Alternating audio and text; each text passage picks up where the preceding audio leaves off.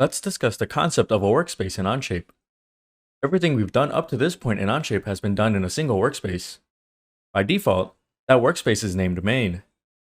A workspace in Onshape is where your work is done, creating and editing parts, assemblies, drawings, and importing data. This is different from a version, in that a version captures a moment in time of the workspace. That cannot be changed. You can see the workspace name next to the document name in the document toolbar. You can also see the workspace you are actively working in by viewing the versions in the history graph in the toolbar. The workspace is shown with a white dot. You can tell the difference between a workspace and a version by the solid dot in the version graph. A white dot indicates a workspace, a solid dot indicates a version. So we've established that when you are working in Onshape in a new document, by default, you are working in a workspace called main. But why is this important? It's important because within a single Onshape document, you can have multiple workspaces. In Onshape, you can branch off of an established version and create a separate workspace. So why would this be useful?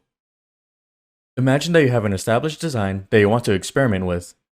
It's easy to branch from an established version into a separate workspace, make all the changes you want, and it does not impact the original branch.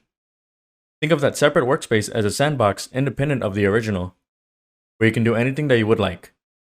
Remember, these workspaces are not like copies of files. Any workspace you create belongs and lives within the document. It's important to point out, these workspaces are independent of one another.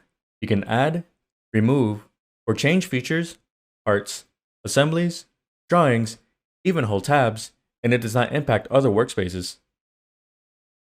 Another scenario to consider would be two engineers who want to experiment with the design at the same time. They each want to experiment with their own variation, so branching with a separate workspace for each engineer gives them an independent place to work and not step on each other's toes.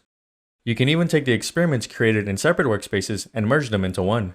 We will be talking about branching and merging in more detail in the future.